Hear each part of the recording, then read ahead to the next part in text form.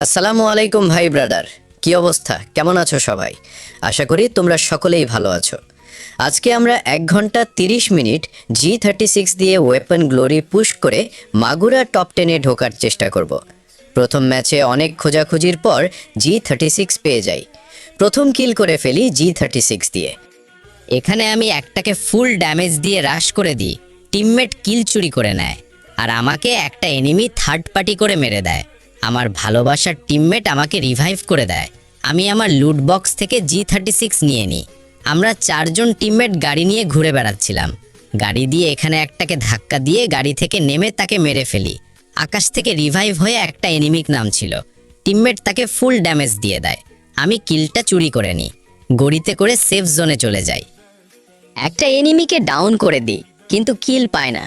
উপর থেকে নিচে নামার সময় এইচপি আর ভেস্ট দুইটার অবস্থা এনিমি খারাপ করে দেয়।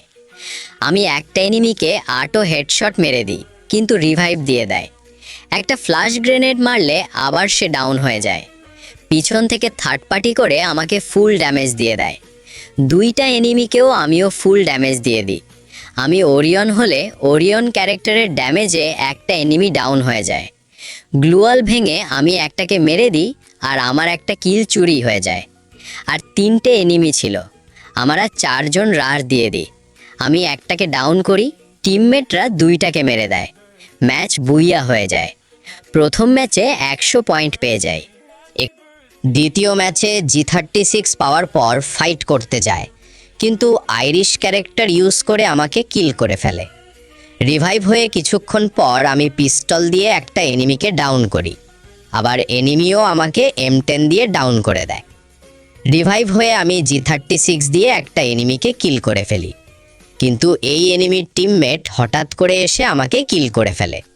আমার টিমমেট আমাকে আবার রিভাইভ দিয়ে দেয়।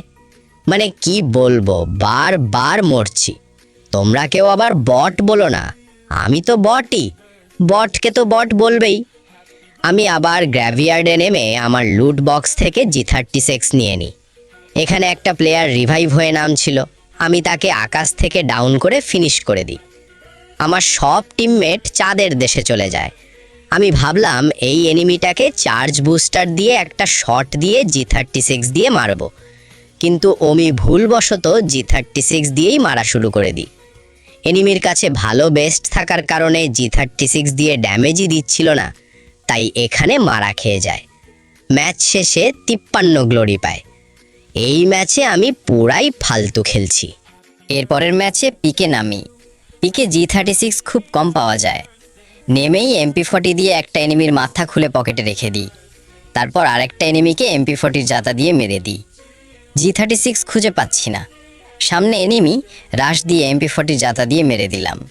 পিছন থেকে একটা এনিমি আমাকেও মেরে দেয়। রিভাইভ হয়ে ফ্যাক্টরিতে নামি। এখানে G36 খুঁজে পেয়ে যায়।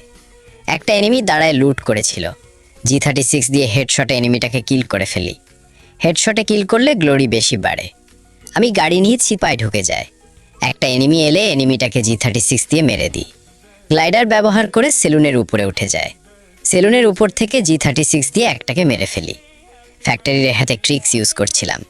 হঠাৎ করে উপর থেকে একটি এনিমি আমাকে কিল করে ফেলে। এই ম্যাচে 99 গ্লোরি পায়।